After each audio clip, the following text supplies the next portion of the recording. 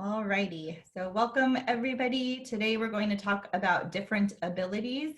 And while we're talking about different abilities, I mentioned to those of you who have already taken my 163 or are currently in the 163 class right now, you know a lot of these concepts, but we're going to look at it from an equity lens for this class. So it might be the similar laws that you're familiar with, it might be some of the similar concepts you're familiar with, but we're really going to look at how do we support children in working with children with different abilities equitably, okay?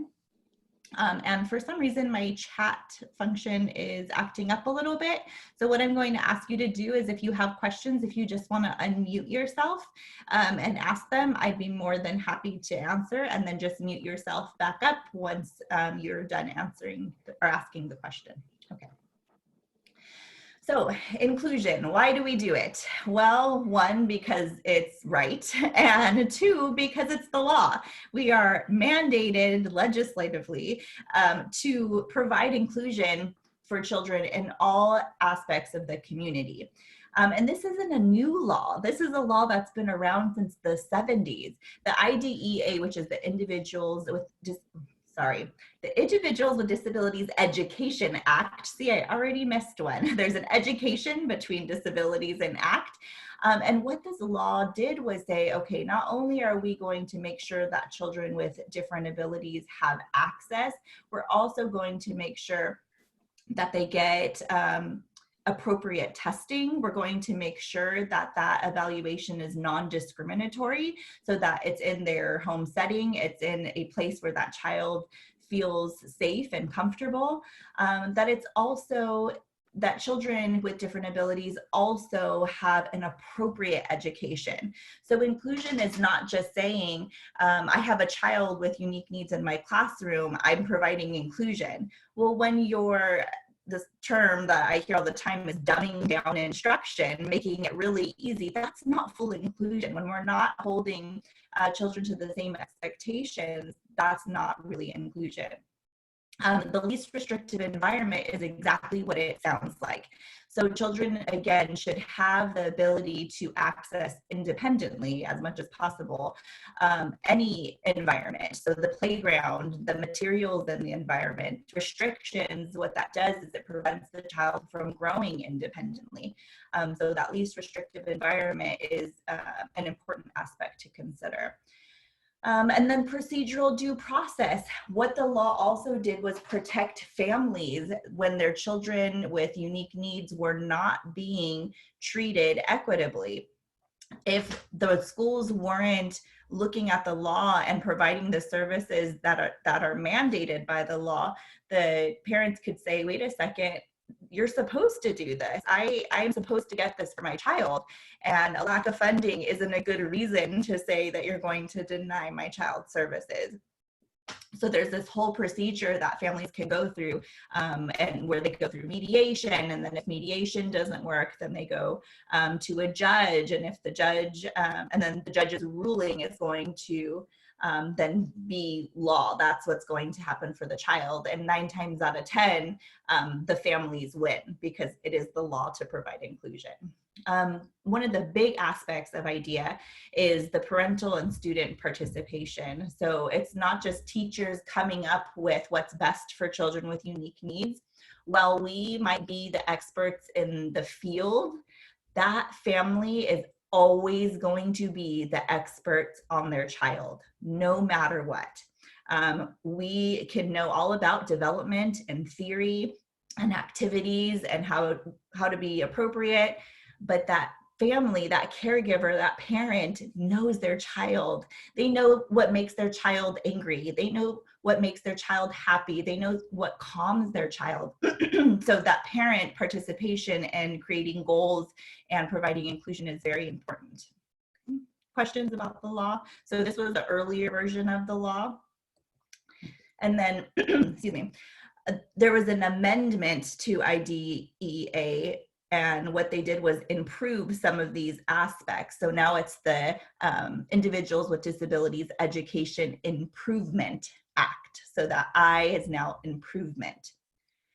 And one of the big protections that the IDEIA supported families in is protecting parents from forced intervention. So again, when we might think your child needs this, this is what's best for their child, and professionally speaking, it might be, but that family always has the last word. That family always has the choice on whether or not they want to approve intervention. And if they say no, we are not allowed to input that intervention. It is a no-go for us as professionals. So protections for parents who don't want the intervention for any reason. And we might come home from an assessment and say, oh, that family's in denial, their child has autism.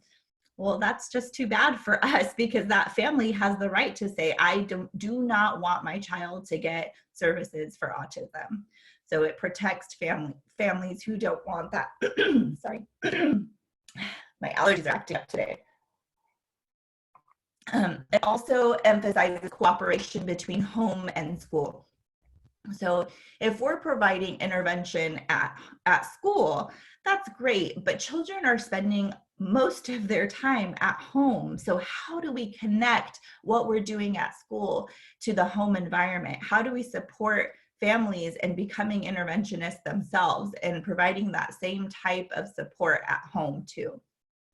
My favorite thing that this law does is it highlights non-English speaking students' ability to retain eligibility for intervention services without a learning disability label. Before this came out, before 2005, children, and we talked about English language learners, how there's a disproportionate amount of children who speak English as their second language in special education.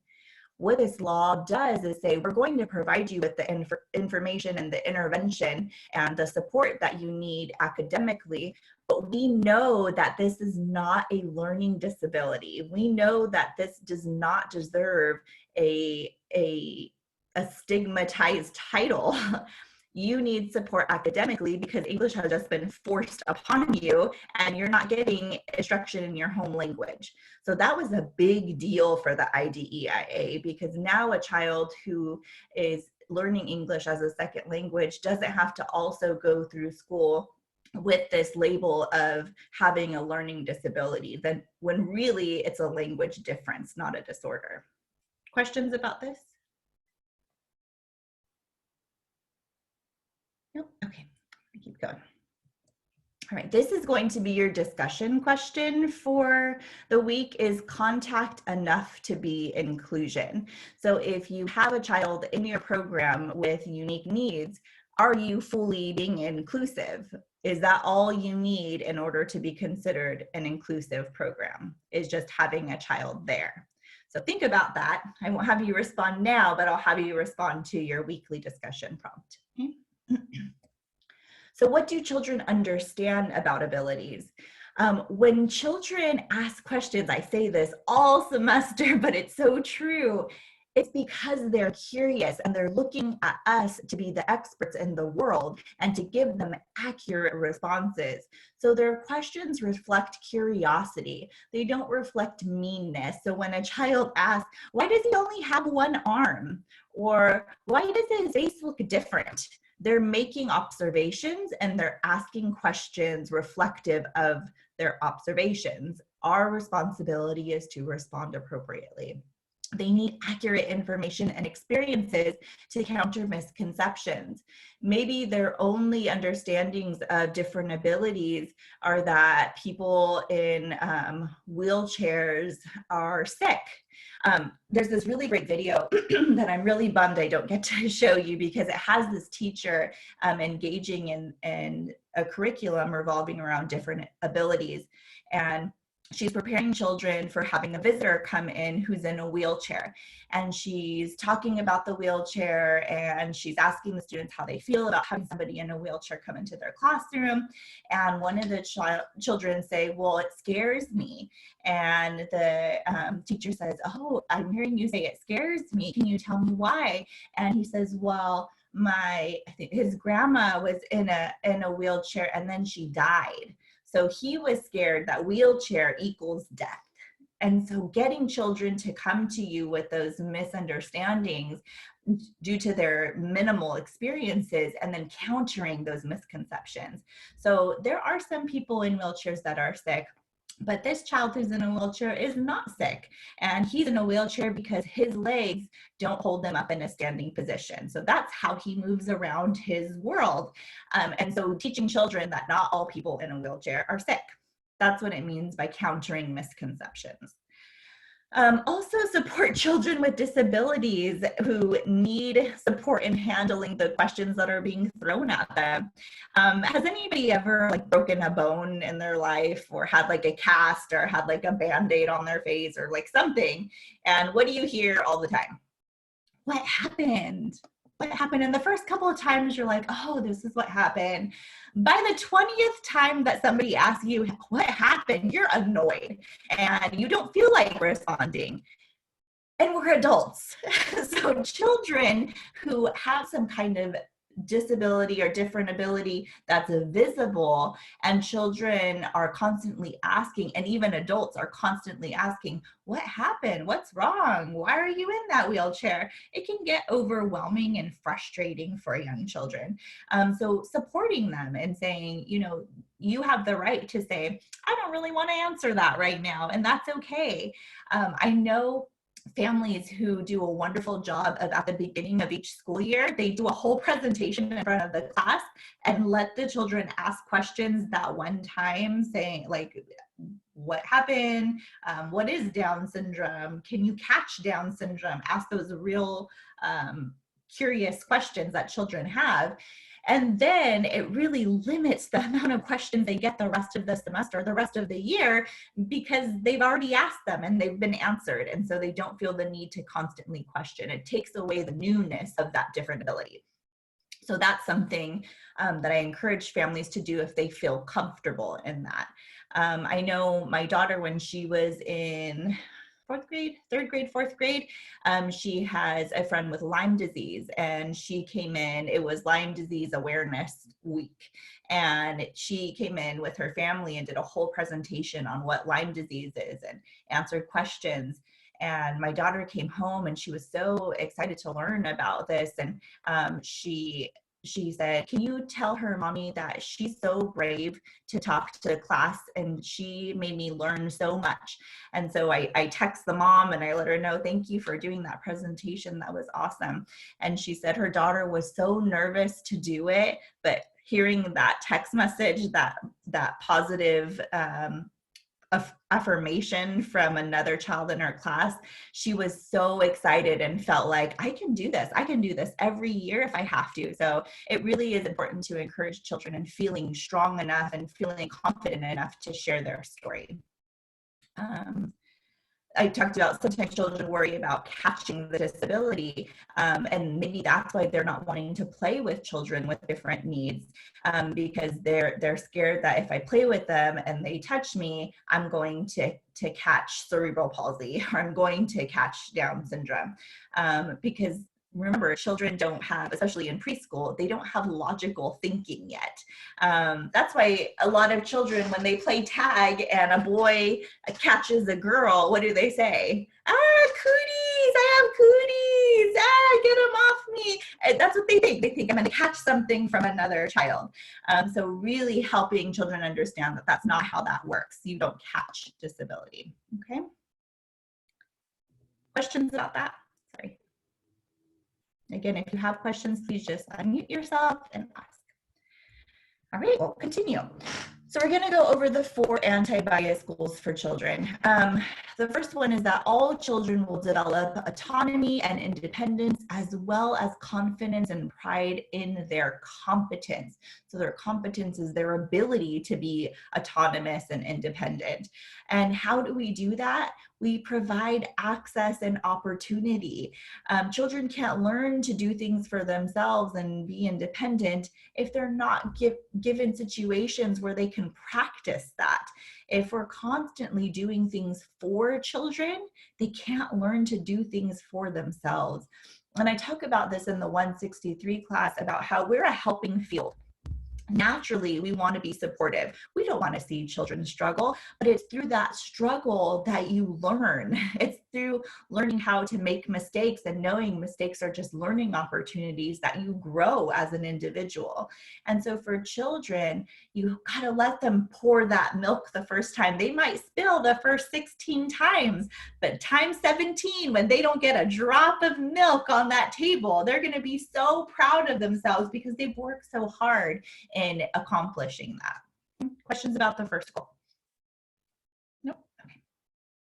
And I'm going to post the slides too. So if you're taking notes because it helps you to pay attention, go for it. But if you're taking notes because you're afraid I'm going too fast, I'll post the slides. I think they're already posted and they're recording. Okay. All right, so goal number 2, all children will learn accurate information appropriate to their developmental stage about disabilities and special needs. So teach explicitly to children, talk to them, use books, use persona dolls, use different modalities to support children's understanding on how differences occur. Children are not too young to learn about biology and to learn about chromosomes. I think we really underestimate children's ability to understand complex topics. When given the opportunity to learn about things like biology, a lot of them jump on that chance. It's something new, it's something exciting, it's something that they probably don't get at home. So they're like, wow, school's teaching me biology and teaching me about chromosomes and genes and the human body. So don't underestimate children's ability to understand this content. Okay.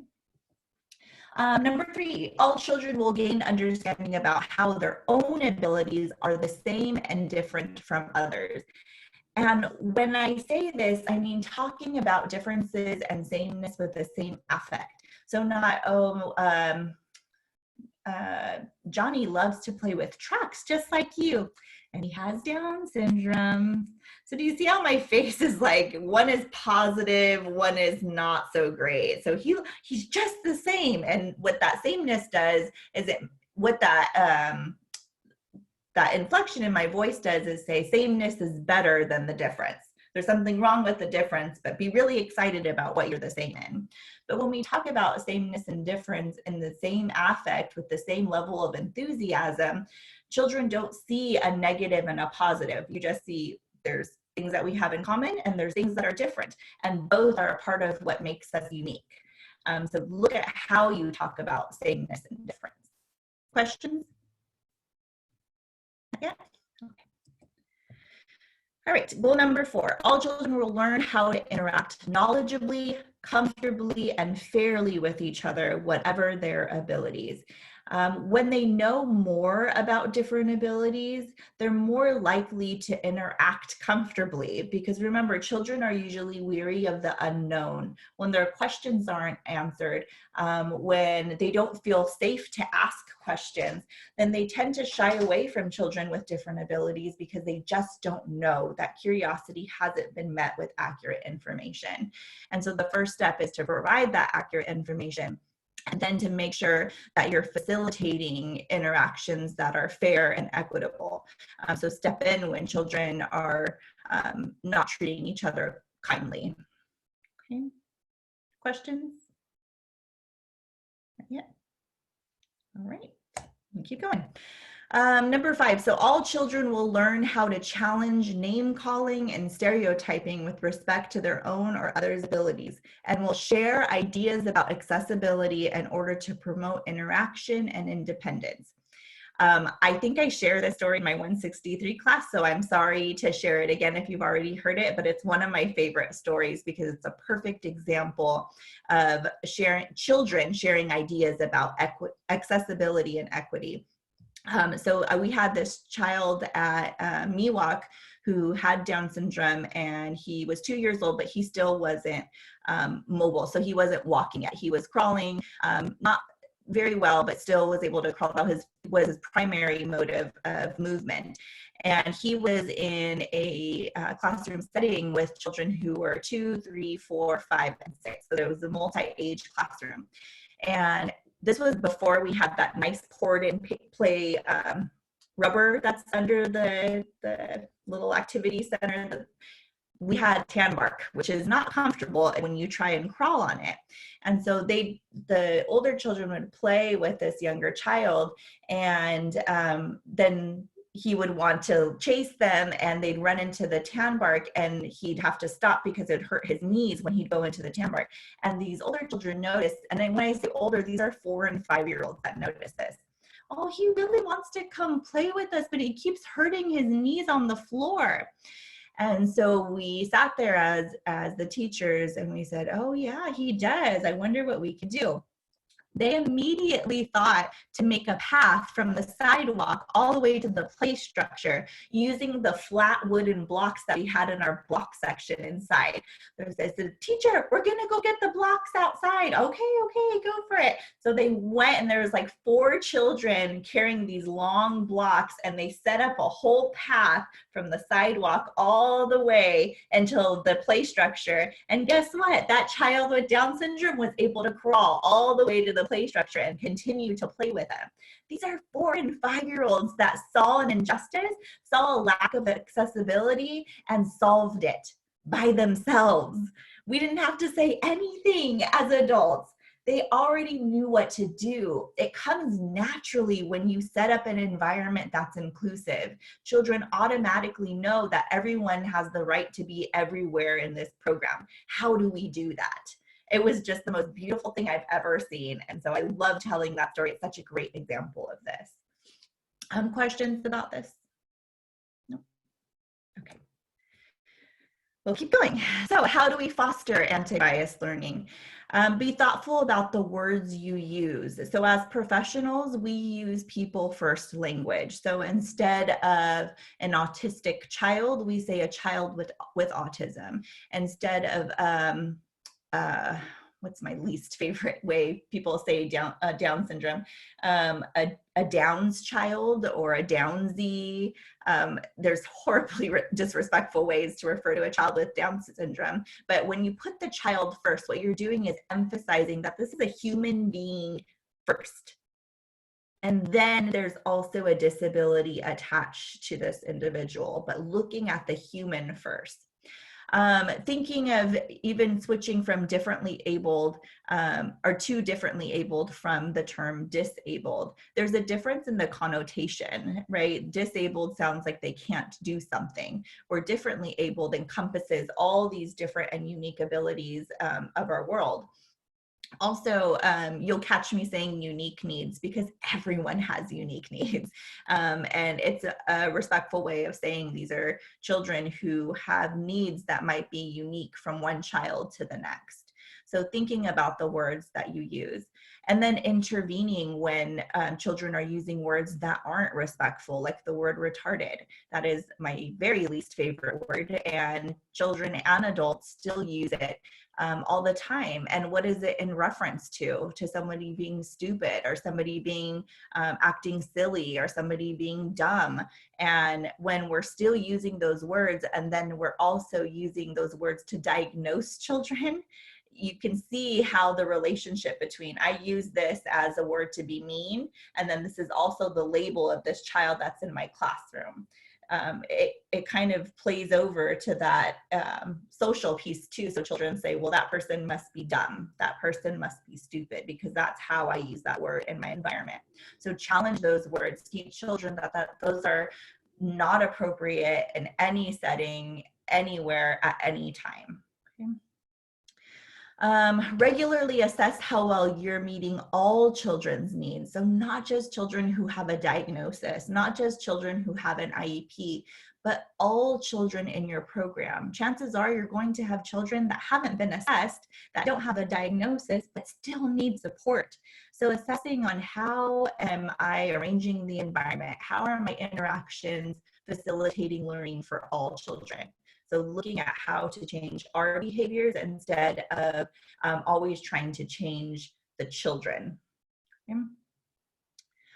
Support all children's sharings of thoughts and feelings. So children are going to have real feelings about being in a classroom with children who are different than them.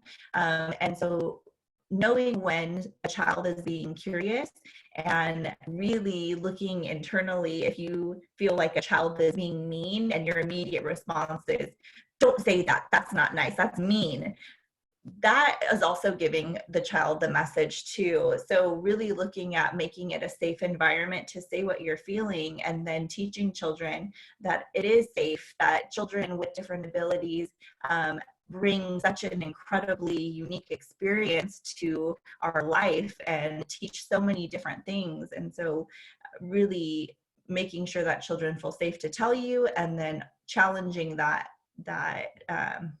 maybe inappropriate way of seeing children with different abilities by sharing some positive views. Okay, foster open and safe environment. So again, no criticism. Don't deny different abilities exist. So it's kind of the same thing as color blindness, right? If we all say, well, yes, Johnny has Down syndrome, but we're all the same. We're all people. That's not true. We're not all the same. Yes, we are all people, but it's our differences that make us unique. It's our differences that make it such an exciting world to live in. When we say we're all the same people, we're all exactly the same, it's that colorblindness aspect of no, that is your privilege showing, that says you've never had to think about the life and the experience of somebody with a different ability. And so it might be easy for you to say all children are the same, but for that child with a different ability, they're saying, actually, we are not the same at all. You don't have to think about if there's an accessible way to get into this building. I do, because I can't get in any other way. So really avoid that sameness, or that denying different abilities exist. Don't dismiss the expressions of anxiety, fear, and rejection, because those are children really telling you how they feel. And then admit when you don't know. Again, I know I repeat myself this semester, but I really want to let you know that it's okay to not know the answers. It's okay to tell a child, I really don't know, but I'm going to go and research that, and I'll get back to you with an answer. It's okay. That is better than giving children false information. Okay. Questions? No. All right, we talked about interrupting hurtful language. Excuse me. Be aware of mistaking cultural and developmental variations as disabilities. There's a higher number of children of color in special education. So when I write this PowerPoint, I always think of this one family. I was doing intervention with their child who is 19 months, and they were from Afghanistan. They had just moved to the United States, and I went to their home. This was their first child, the first boy, even in their extended family. That little boy was the prince of that household and of their entire family. He was referred for behavioral issues and language development, so language delays. And when I went in, I knew immediately that this child did not have a disorder. This child did not have any kind of disability. It was environmental. It was cultural. This child was loved so much and was allowed to do whatever he wanted because everything he did was fantastic. He would jump off the couch and jump on the couch and then off the couch and onto the table. And they would say, "Oh, my big boy, I'm so proud of you. Look at how good you jump." And he was just loved. And so I had to recognize that this is cultural. This child is so important to this family. Not only because he's the first child, but because he's the first boy, he's the first child to carry on the name, he's the first grandson, and the grandparents lived in the home too.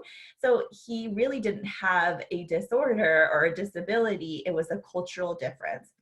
And so my role there was just to facilitate raising the expectations of language, because he wasn't talking because he didn't need to. All adults in that room were so in tune to what he needed. Oh, he made a little peep and grandma would get a diaper. He would look to the refrigerator and somebody would be cooking him something to eat. He really was the prince of that house. And it was so beautiful to see how loved he was, but he didn't have a disorder. So when I talk about looking and making sure it's not a cultural difference instead of a disorder, that's what I'm talking about. That's what I mean. Making sure that we're not mislabeling children, be mindful of different ways that children learn of the child's primary language, and then in differences in guidance techniques. So if you've learned anything about parenting styles, you might have children who are living in a home with extremely permissive parenting or with authoritarian parenting. And so that might be why this child is exhibiting some of these behaviors. So before you label, explore all the possibilities for learning difficulties. So what could be happening? Could there have been a big change in the child's life recently? Is it the environment itself that's creating these behaviors and these difficulties? Is the child's desk facing the window where the light shines through, or where a dog is barking right next to the classroom? So looking at what else could possibly be contributing to this. Be sensitive, caring, and patient when discussing possible disability. So our job is never to diagnose unless we go into psychiatry. If we go into psychiatry, then we can diagnose to our heart's content. But until then, we have no right to diagnose autism, to diagnose ADHD, or to tell a family that we think their child has autism or think their child has ADHD. What we can do is say, this is where children who are 3 years old, this is what they're typically doing. This is where I see your child doing. Here are some strengths. Here are some things that we're working on. I'd really like to support you in getting some help at home. These individuals come to your house and support him in getting to that 3-year-old range. So doing something to support parents and families in understanding what's happening developmentally, but never giving a diagnosis. Does that make sense? Yeah, okay. Questions about that? No, okay. No questions today. So other strategies, making sure, I'm a big fan of literacy in the classroom and using books to talk about all kinds of things that children are struggling to understand. And books in this situation it's no different. Really using books to talk about different abilities, making sure that individuals with different abilities are in the books you have in your classroom, that there's images of people with different abilities. That the pictures aren't of people who look sad and just completely like incapable of life. Have you seen those images? Like if you look at older, like the 1950s posters of people with disabilities, they all just look sad and helpless. Like that, don't put pictures like that up. Remember, we're trying to challenge misconceptions of disability and different abilities. Using persona dolls is another great way to talk about different abilities, even when there's not somebody with a different ability in your classroom. Provide supervised times to explore adaptive equipment. At Miwok, I don't know if they're still being used, but we had these great child-sized wheelchairs and child-sized arm braces and a cast, and what else did we have? A walker, and we had all these real things that children with a different ability could use, but also children who were typically developing could also explore them and really empathize with what it would be like to be in a wheelchair in this classroom setting.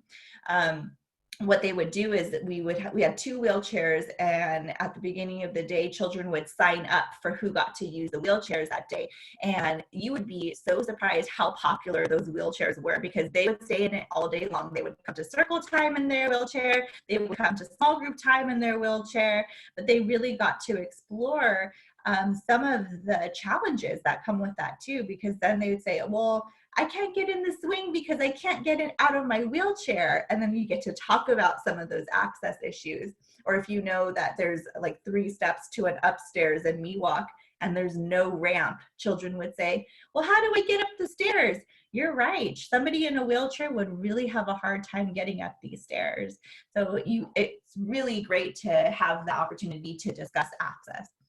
Help children find ways to learn from each other, and not in a way that the child with the unique need is always the one learning from another child.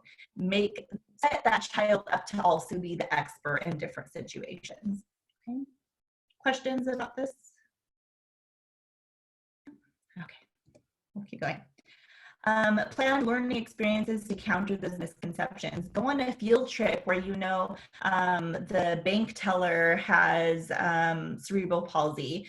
Go to the grocery store where you know the grocery store clerk has muscular dystrophy. Go anywhere where you see people with different abilities in a role that might challenge children's understanding of what people with different abilities can do. Okay.